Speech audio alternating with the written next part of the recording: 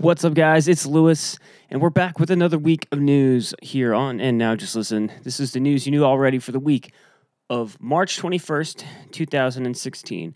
I got my Kings hat on because the Kings made the playoffs again, and I'm super happy about that. But you didn't come here for hockey news. You came here for games news, so let's kick off the show.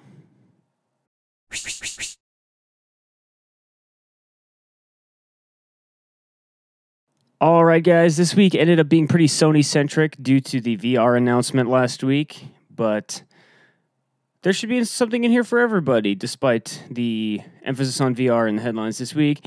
But first up, we have the announcement of the PSVR release launch bundle thing. It's going to cost you $500, and it's going to get all the requisite items that you'll need to properly experience everything there is to see in PSVR, rather than just the core headset with the normal offering. So the VR bundle is going to contain the headset, cables, breakout box, the headphones, the VR demo disc, a PlayStation camera, 2 Move controllers, and PlayStation VR Worlds in disc form. All this stuff, we did some rough calculations last week on our podcast, and hardware-wise, you'd be looking at probably $550 to $600 for all that stuff, depending on if the camera and the Move controllers get more expensive after the announcement of PSVR, because no one was really using them, but now everybody's got a reason to have them, especially if you're going to be getting VR. So this looks like a great way to get everything you need. It's only $100 more than the basic VR box and is not available for pre-order. So if you want this, you'll have to get it when it's out. And I believe it's going to be in limited quantities this fall. So check that out if you're looking to get into PSVR. I think that ANJL can wholly recommend it. That's the best way to buy it that we know of right now. Our second story comes from Patrick Klepek of Kotaku this week at GDC. He wrote a story that indicates that Sony may be working on a PlayStation 4.5. It would be an upgraded version of the current PS4 hardware, aiming for 4K resolution capabilities and potentially be VR ready without the need for some kind of breakout box like the current PlayStation 4 will need. A lot of this is speculative. There's not a lot of information about what the box would be, but Patrick was talking to lots of developers who seem to indicate that Sony has contacted them about the device. Upgrading the console would take a lot. It's going to need a way better CPU and a way better GPU to even think about doing 4K, which I can only imagine is going to drastically increase costs. Sorry about that. And we have no idea if current PlayStation 4 owners would be offered any incentives to upgrade the hardware.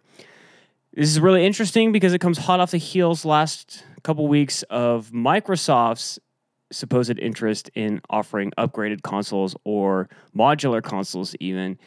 And we may be seeing a big sea change in the way that consoles are delivered to the consumers, and possibly a big sea change in just what gaming is and how we get our games in general.